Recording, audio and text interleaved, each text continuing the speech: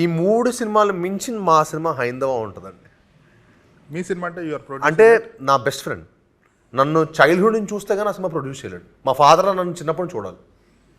హైందవ అనే cinema produce చేయాలంటే మట్టికి మా ఫాదర్ లాగా నన్ను చిన్నప్పుడు నుంచి చూడాలి. ఎవరు?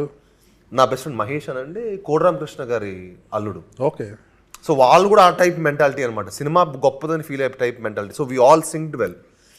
వాళ్ళు అప్పుడు అనుష్క మార్కెట్ మిట్టి అరుంధతి తీలా, అవును. అరుంధతి సినిమా తీసి అందులో అనుష్క భాగమైంది అంతే. సో ఈ కథకి హైందవ అనే అంజీ కూడా కథకి అంతే కదా. హైందవ అనే కథకి శ్రీనివాస్ బెల్లంకొండ బాగుంటాడని చెప్పి వాళ్ళని అప్రోచ్ అయ్యారు. అతను మా వాడు ఎలా అంటే కథ అప్రోచ్ చేసినప్పుడు కూడా వాడు ప్రొడ్యూస్ నుంచి చెప్పలా, ఫస్ట్ కథ వినని చెప్పి వచ్చారు, నా మేనేజర్ ద్వారా వచ్చారు. నేను కథ విని స్పెల్ బౌండ్. ఆయన మైండ్ బ్లోయింగ్ స్టోరీ, ఎక్కడున్నావు బ్రదర్, అది దశావతారం మీద ఉంటుంది. అది యాక్చువల్గా ఏంటంటే ఆడు 10 ఎపిసోడ్ల కింద చేసుకున్నాడు అనమాట డైరెక్టర్. 10 ఎపిసోడ్ల కింద చేసుకున్నాడు. ఫస్ట్ మాకు 5 hours నుంచి 2.5 hours చేయడానికి మాకు 1.5 year పట్టింది. మీకు అర్థమైందా? ఎక్కడ లింకులు పోకుండా, ఎక్కడ అందంగా కథ చెప్పాలి, మ్యాగ్నమ్ ఎక్కడ గ్రాండియర్ ఇవ్వాలి, ఎక్కడ దానికి ఒక ఇంపాక్ట్ ఇవ్వాలి, ఇవన్నీ మాకు క్యాలిక్యులేట్ చేసుకొని బాగా చేసుకోవడానికి టైం పట్టింది. So it's very passion. Almost 40% అయిపోయింది అది కూడా.